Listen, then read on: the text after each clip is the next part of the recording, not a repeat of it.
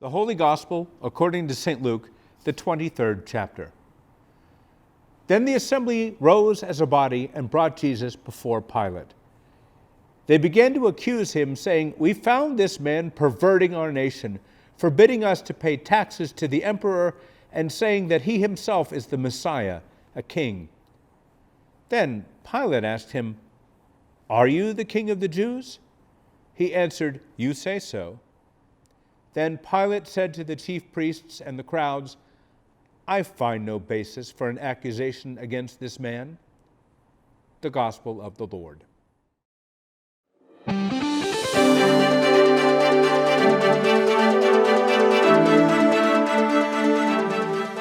Good evening. As you have no doubt already heard, a routine exercise in criminal justice in the Roman province of Judea now has all the world talking. A self-taught rabbi and faith healer, a well-known public speaker in his early 30s who managed to amass no fortune and in fact had no permanent address, Jesus of Nazareth was executed by crucifixion on a charge of attempting to overthrow the Roman Empire. We are privileged to have with us tonight, live via satellite hookup, the man who brought those charges, Judea's imperial governor, Pontius Pilate. Pilatus. Yes, Mr. Pilate, Pilatus to you too, No. and good evening. My name, Pontius Pilatus. And it's early morning here, as you can see. Good morning then, Governor. Thank you for joining us. Yeah, I'm not the one who brought the charges. Oh, I'm sorry, Governor. Who did bring... Jesus was brought to my office by the high priest's personal security guards. Is it normal for the chief priest to refer criminals to you? If it's just a religious matter, a heretic they want to deal with, that's their business. If it's an imperial problem, they bring it to our attention. The Roman Empire has always been on a mission of peace. Excuse me, Governor, but the Roman Empire is well known for brutal treatment of its enemies and for massacring or enslaving the people they conquer. Well, yes, but peacefully. What about Jesus made this an imperial concern? Actually, nothing. Nothing? I'm sorry, I'm not following you here, sir. Why was he brought to you then? The chief priest initially sent word that Jesus was trying to overthrow the empire, that he was trying to claim to be a king himself, or that he was organizing a tax boycott. So on which of these charges did you have him executed? None of them. I've seen revolutionaries before, terrorists, all those kind of people. This guy was no anti-government wacko. I asked him about the king thing, though. Never could get a straight answer out of him. You mean his being king of the Jews? I don't know what they're talking about anyways. Who cares what he said? The Jews already got a king. A puppet ruler who answers directly to Caesar. Herod Antipas was legitimately appointed by the Caesar to be the king of the Jews. Keeps them happy. He doesn't give us no trouble. Besides, he does not answer directly to the Caesar. He answers directly to me. So if Jesus was not a real threat to the empire, why did the chief priest send him to you? Things get a little tense in Judea, especially around Passover time. You get people in large numbers, they get ideas, right? So people who really are trying to start a war, they go to Jerusalem to try to stir up some national sentiment. That's why I always make sure I'm there Passover time, to keep the festivities from getting too festive, if you know what I mean. Terrorist groups plot the overthrow of the Roman occupation. Exactly. And if the chief priests had gone after someone as popular as Jesus, it would have got them all in an uproar, and that would have got my boys all excited. It would not have been pretty. So that's why you decided to crucify Jesus. It was never my decision. I had nothing to do with condemning Jesus. After the chief priests made their charges, which were ridiculous, we determined that since Jesus was from Galilee, that was Herod's jurisdiction.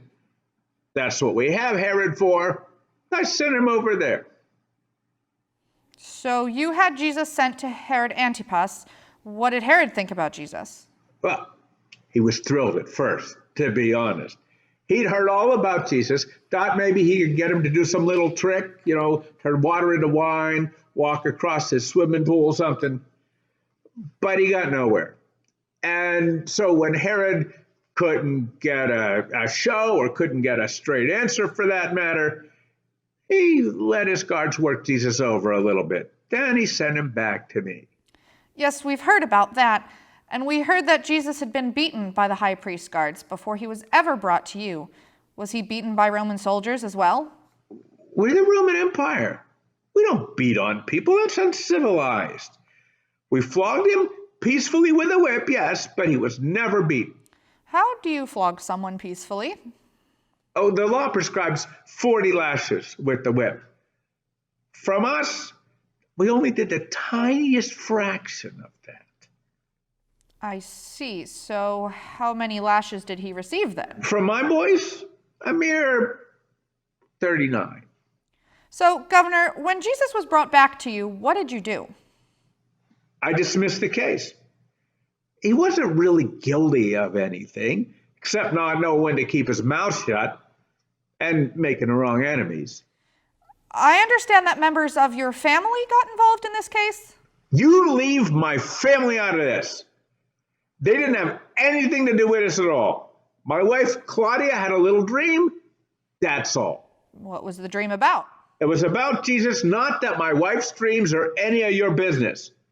This is not public record. She said I shouldn't have anything to do with him. She didn't offer any details, and I didn't ask, just like you're not going to ask. You understand? Certainly, Governor. I apologize if I got into a sensitive area. If the charges were dropped, how is it that Jesus was executed? Now we're at the crux of the matter, right? This is why I agreed to come on your little show in the first place. So that everybody can finally be completely clear on this. The decision to crucify Jesus was not mine, nor was it the decision of the Roman Empire. I washed my hands of this one time publicly already.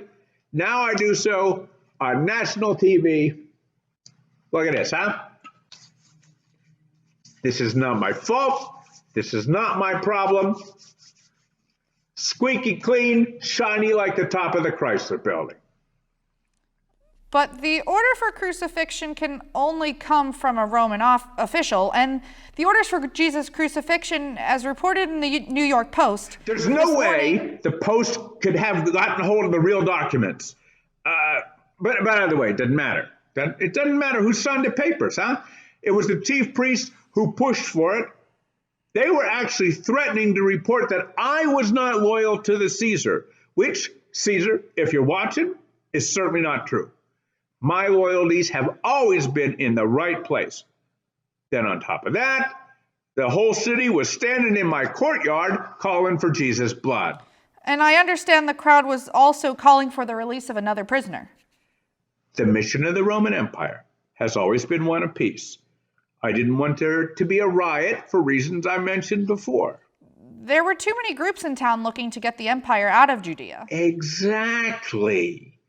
Looking for any excuse, especially around Passover. So I started this peaceful custom of releasing one convict, anyone they wanted, every year at Passover. Usually they pick someone on death row.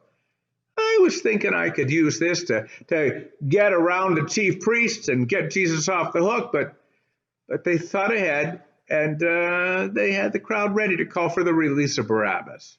You mean the rebel leader Barabbas? No, I mean the terrorist Barabbas. George Washington was a rebel leader. This whack job was a cold-blooded killer. And he should be a dead cold-blooded killer. I'd much rather have the king of the Jews running around than this nut Barabbas. Once again, this issue comes up about Jesus being the king of the Jews. Didn't Jesus, in fact, claim to be more than a king? Yes and no. I pushed him on the king thing. He said his kingdom was not of this earth. Whether that means he claimed to be a king or not, I don't know. He kept talking about his father, and though he never said it directly to me, the chief priests alleged that he was claiming to be the Son of God. Do you think this could be true?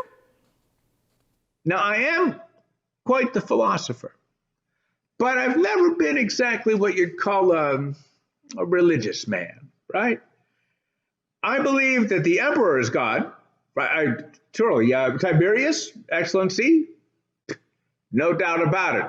If you're watching, you're God in my books, buddy. But other than that, I stick to more practical matters.